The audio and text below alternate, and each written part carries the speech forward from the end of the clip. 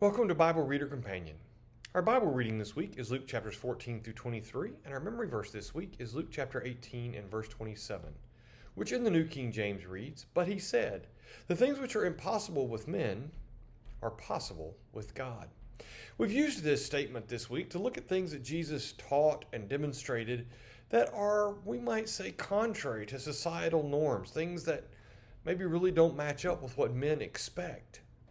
And so we want to look at another as Jesus wrapped up his ministry. And we want to look at Luke chapter 22.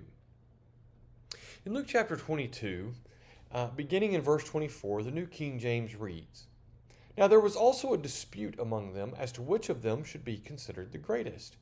And he said to them, the kings of the Gentiles exercise lordship over them, and those who exercise authority over them are called benefactors, but not so among you. On the contrary, he who is greatest among you, let him be as the younger, and he who governs as he who serves. For who is greater, he who sits at the table or he who serves? Is it not he who sits at the table? Yet I am among you as the one who serves.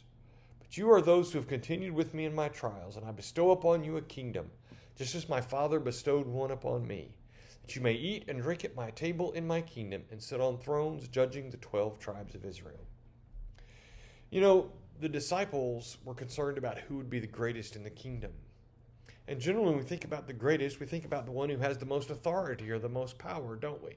And that's what the disciples were arguing about. Who's going to have the most authority? Who's going to have the most power? Who's going to be greatest? We might say, who's going to be Jesus' right-hand man? Who's going to sit at the right hand of the throne of God when he becomes king?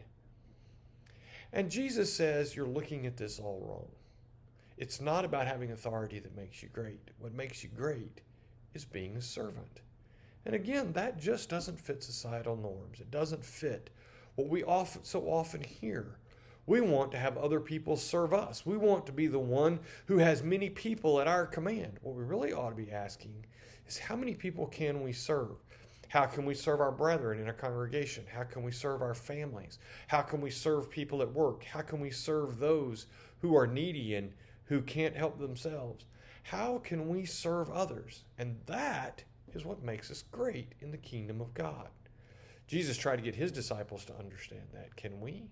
It's not the societal norm. It's not what we're used to. It's not what men elevate as what's important. But it is what God elevates as important and what God makes the most important thing. So as we close the week, we remind once again of what Jesus said. But he said, the things that are impossible with men are possible with God. We thank you for thinking on these things, and we hope you'll join us again next week.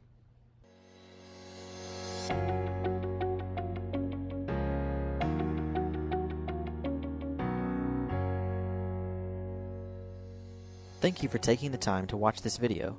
Subscribe to our YouTube channel and follow us on Facebook for more content like this.